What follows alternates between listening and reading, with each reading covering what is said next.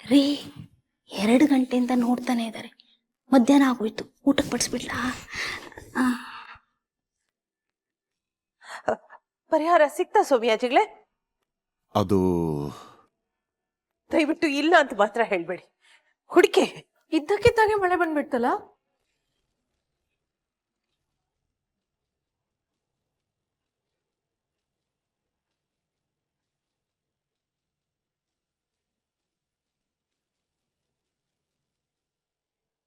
ಮಾಯಿ, ಏನ್ ನಡೀತಾ ಇದೆ ಇಲ್ಲಿ?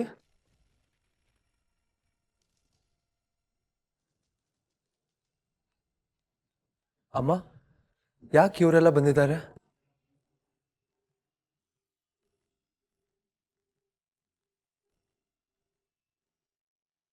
ಚಿಕ್ಕಮ್ಮ, ನಿನ್ಗೆ ಆಯಸ್ ಕಡಿಮೆ ಅಂತೆ ಪ್ರದ್ಯುಮ್ನ, ನೀನ್ ಜಾಸ್ತಿ ದಿನ ಬದುಕಲ್ವಂತೆ, ಹಾಗಂತ ಜಾತಕದಲ್ಲಿ ಬರ್ತಿದ್ಯಂತೆ.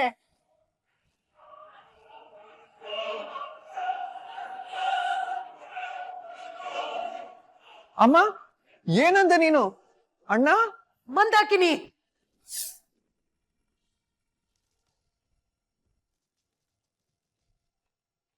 ಸೋಮಿಯಾಜಿಗಳೇ, ಪರಿಹಾರ ನನಗ್ ಬೇಕು ಅಷ್ಟೇ. ಆಗ್ಲೇ ಹೇಳಿದ್ನಲ್ಲಮ್ಮ, ಹಣೆಲ್ ಬರ್ದಿರೋದ್ನ ಆ ಬ್ರಹ್ಮ ಕೂಡ ಬದಲಾಯಿಸೋಕ್ ಆಗೋದಿಲ್ಲ ಅಂತ. ಆಯಸ್ಸು ಮುಗಿದಾಗ ನಿಮ್ಮ ಮೊಮ್ಮಗ ಈ ಭೂಮಿ ಬಿಡ್ಲೇಬೇಕು.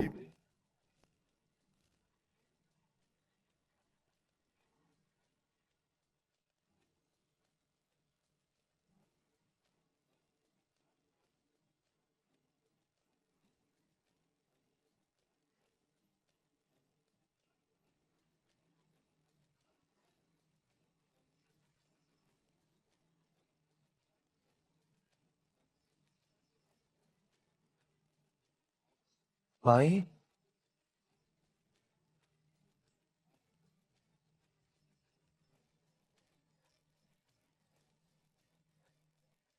ನಿನ್ನ ಹತ್ರ ಯಮ ಬರಕ್ಕೂ ಬಿಡಲ್ಲ ಪ್ರದ್ಯುಮ್ನ.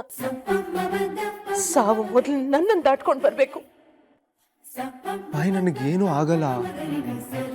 ಅಣ್ಣನ್ಗೇನು ಆಗಲ್ಲ ಮಾಯಿ. ಜಾತಕ ಗೀತ್ಕ ಎಲ್ಲ ಸುಳ್ಳು. ಹೌದು ಮಾಯಿ, ಪ್ರದ್ಯುಮ್ನ ನಮ್ ಜೊತೆ 100 ವರ್ಷ ಇರ್ತಾನೆ.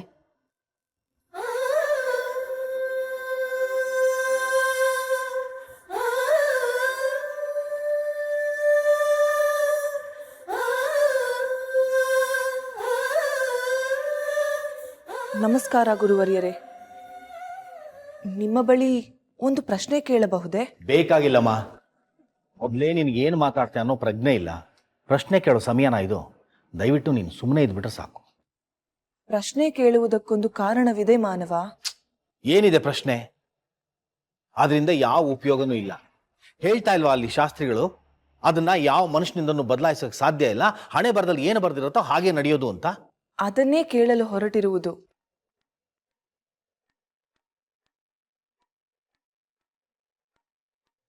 ಹಣೆ ಬರಹವನ್ನು ಬದಲಾಯಿಸಲು ಈ ಮುಂಚೆ ಮಾನವರು ಪ್ರಯತ್ನಿಸಿಯೇ ಇಲ್ಲವೇ ಗುರುಗಳೇ? ಪ್ರಯತ್ನ ಏನೋ ಮಾಡಿದ್ದಾರೆ. ಕಂಸ ಮಾಡಿದ್ನಲ್ಲ ಹಾಗೆ. 7 ಮಕ್ಕಳನ್ನ ಸಾಯಿಸಿದ್ರು ಅವ್ರ ಶಾಪ ಅವನಿಗೆ ತಟ್ತಲ್ಲ. ಕೃಷ್ಣನ್ ಕೈನಲ್ಲೇ ಅವನ್ ಸತ್ತ. ಇರಬಹುದು. ಆದರೆ ಕಂಸ ಕೇವಲ ಮನುಷ್ಯನಲ್ಲ, ರಾಕ್ಷಸ ರಕ್ತದವನು. ಭಗವಂತನಿಂದಲೇ ಸಾಯಬೇಕು ಎಂಬ ಶಾಪವಿತ್ತು. ಅದು ಅವನ ಕರ್ಮಫಲ. ಅವನನ್ನು ಬಿಡಿ. ಯಮನ ಕೈಯಿಂದ ಗಂಡ ಸತ್ಯವಾನನ ಪ್ರಾಣವನ್ನು ಸಾವಿತ್ರಿ ಉಳಿಸಲಿಲ್ಲವೇ? ಭಗೀರಥ ತನ್ನ ವಂಶದವರ ಪಾಪ ಕಳೆಯುವುದಕ್ಕೆ ಗಂಗೆಯನ್ನೇ ಭೂಮಿಗೆ ಹರಿಸಲಿಲ್ಲವೇ? ನಚಿಕೇತನ ಕಥೆ ಮರೆತು ಹೋಯಿತೆ? ಇಡೀ ಪ್ರಪಂಚವನ್ನೇ ಬದಲಾಯಿಸುವ ಮಾನವರು ಒಬ್ಬ ವ್ಯಕ್ತಿಯ ಆಯಸ್ಸು ಬದಲಾಯಿಸಲು ಸಾಧ್ಯವಿಲ್ಲವೇ? ಹಿಂದೆ ಆಗಿತ್ತಮ್ಮ, ಇಲ್ಲ ಅಂತಲ್ಲ. ಅದು ಪುರಾಣ, ಇತಿಹಾಸ.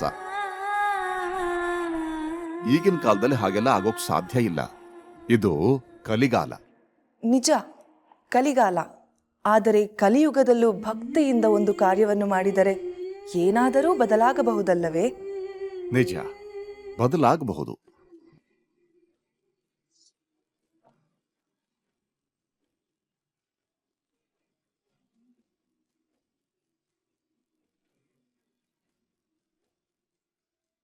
ವೃದ್ಧ ಮಾನವೇ, ಆಪದ್ಬಾಂಧವನ ಮೇಲೆ ನಿನ್ನ ಪ್ರೀತಿಯನ್ನು ನಾನು ನೋಡಿದ್ದೇನೆ.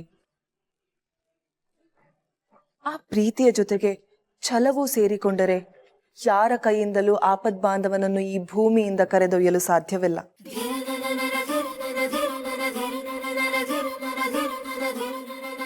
ಭೂಮಿಯ ಋಣ ಕಳೆದರೂ ನಿಮ್ಮೆಲ್ಲರ ಪ್ರೀತಿ ಅವನನ್ನು ಇಲ್ಲಿಯೇ ಹಿಡಿದಿಡುತ್ತದೆ.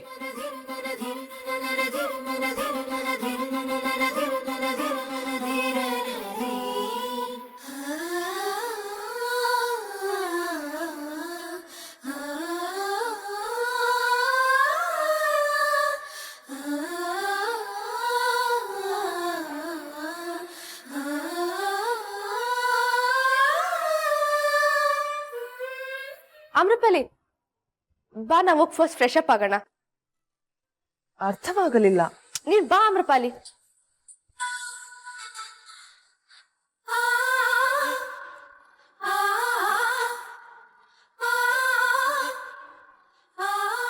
ನೀನ್ ಎಲ್ಲೂ ಹೋಗಲ್ಲ ಅಲ್ವಾ? ಆಮ್ರಪಾಲಿ ಹೇಳಿಲ್ವಾ ನಿಮ್ ಪ್ರೀತಿ ಬಿಟ್ಟು ಎಲ್ಲಿಗೆ ಹೋಗ್ಲಿ? ನಾನು ನಿನ್ನ ಎಲ್ಲೂ ಹೋಗಕ್ಕೂ ಬಿಡ. ಯಾರು ಬಂದ್ರು ನಾನು ನಿನ್ನ ಬಿಡೋದಿಲ್ಲ.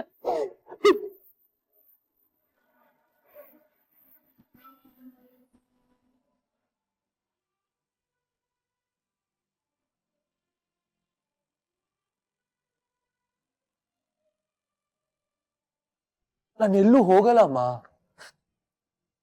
ನಿಮ್ಮನ್ನೆಲ್ಲ ಬಿಟ್ಟು ನಾನು ಎಲ್ಲಿಗೆ ಹೋಗ್ಲಿ?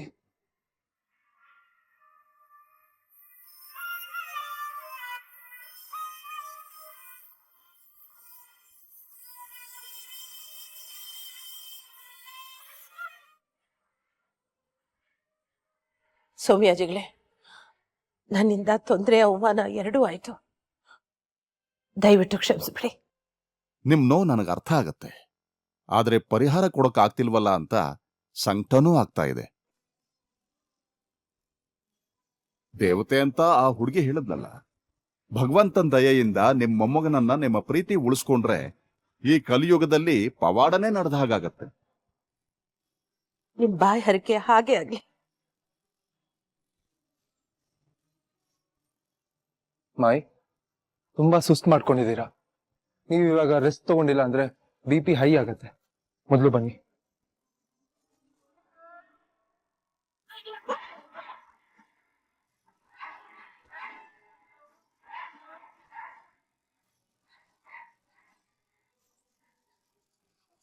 ಅವರಿಬ್ರು ಜಾತಕನ ನೋಡಿ ಒಂದ್ ಮುಹೂರ್ತ ಇಟ್ಕೊಟ್ಬಿಡಿ.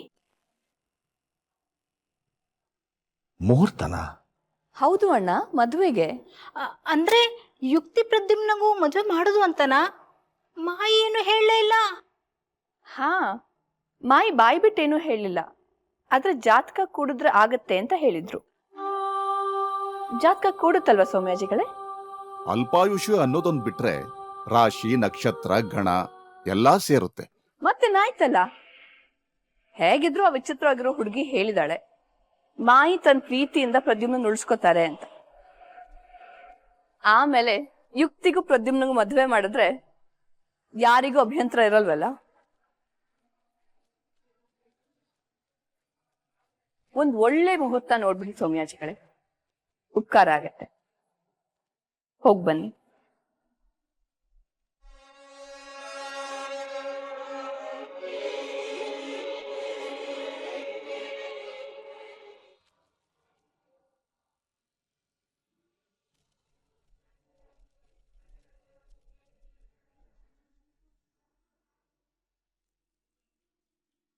ಗಂಧರ್ವ ಮಯೂರ ಸಿಂಹಾಸನದ ಮೇಲೆ ನಿಜವಾದ ದೊರೆ ಕುಳಿತರೆ ಮಾತ್ರ ಶಾಂತಿ ನೆಲೆಸಲು ಸಾಧ್ಯ.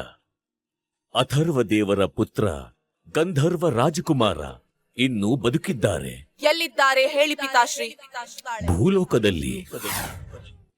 ಪುತ್ರಿ, ಅವರಿಗೆ ಸತ್ಯದ ಪರಿಚಯ ಮಾಡಿಸಿ ಮತ್ತೆ ಅವರನ್ನು ಗಂಧರ್ವ ಲೋಕಕ್ಕೆ ಕರೆತರುವ ಜವಾಬ್ದಾರಿ ನಿನ್ನದು ಮಗಳೇ. ಈ ಪದಕವನ್ನು ಕಳೆದರೆ ರಾಜಕುಮಾರನನ್ನು ಹುಡುಕುವ ಆಸೆ ಮಣ್ಣು ಪಾಲಾಗುತ್ತದೆ.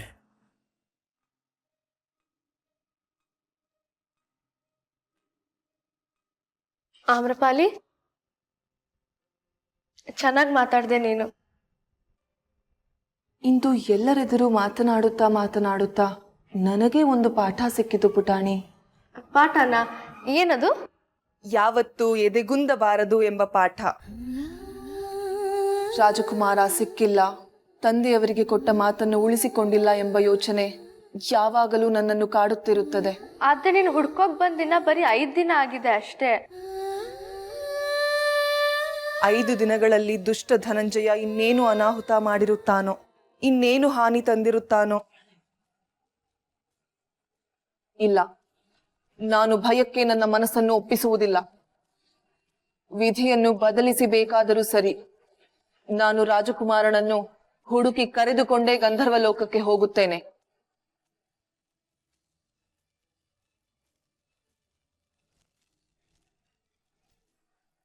ಮಮ್ಮ, ಇವತ್ತಿನ ಮಾಡಿದ್ ಸರಿನಾ? ನಾನು ಯಾವಾಗ ತಪ್ಪು ಮಾಡಿದ್ದೀನಿ ಶೋನಾ? ಇವತ್ತು ಮಾಡಿದ್ಯಾ?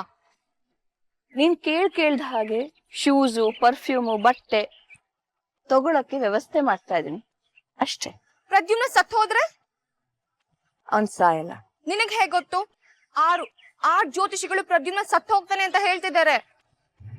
ಅವ್ನ್ ಸತ್ ಹೋದ್ರೆ ನಾನ್ ವಿಡೋ ಆಗ್ಬಿಡ್ತೀನಿ ಮಮ್ಮ. ನಂಗ್ ವಿಡೋ ತರ ಎಲ್ಲ ಡ್ರೆಸ್ ಹಾಕೊಳಕ್ ಇಷ್ಟ ಇಲ್ಲ. ಅವನ್ ಸಾಯಲ್ಲ ಶೋನಾ, ನಾನ್ ಹೇಳ್ತಾ ಇದ್ದೀನಿ. ನಾನ್ ವಿಡೋ ಆಗ್ಬಿಟ್ರೆ ಎಲ್ಲ ಡಲ್ ಕಲರ್ಸೇ ಹಾಕೋಬೇಕು, ಬ್ರೈಟ್ ಕಲರ್ಸೇ ಹಾಕೊಳಂಗಿಲ್ಲ. ಇಲ್ಲಾಂದ್ರೆ ಮಾಯಿ ತರ ಒಂದೇ ಒಂದು ಚೈನು ಸೀರೆ ಹುಟ್ಕೊಂಡಿರ್ಬೇಕು. ನನ್ಗಿದೆಲ್ಲ ಮಾಡಕ್ ಚೂರು ಇಷ್ಟ ಇಲ್ಲ. ಪ್ರದ್ಯುಮ್ನ ಸತ್ ಹೋದ್ರೆ ಎಲ್ರು ನನ್ನ ಮನೆಯಿಂದ ಹೊರಗಡೆ ಹಾಕ್ತಾರೆ. ಪ್ರದ್ಯುಮ್ನ ಸಾಯಲ್ಲ. ಆದ್ರೆ ಜಾತಕ ಅವ್ನ್ ಸಾಯ್ತಾನೆ ಅಂತ ಹೇಳ್ತಾ ಇದ್ದಲ್ಲ, ಅದು ಅವನ್ ಜಾತಕ ಅಲ್ಲ.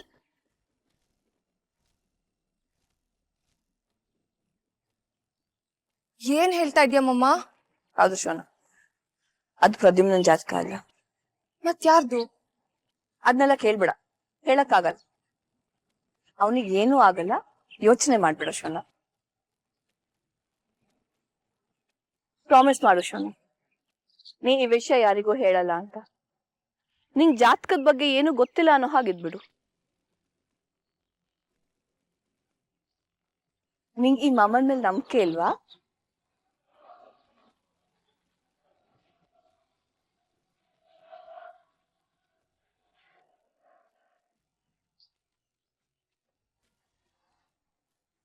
ನಾನು ನಿನಗೋಸ್ಕರನೇ ಇದನ್ನೆಲ್ಲ ಮಾಡ್ಸೋದು ಶೋನಾ.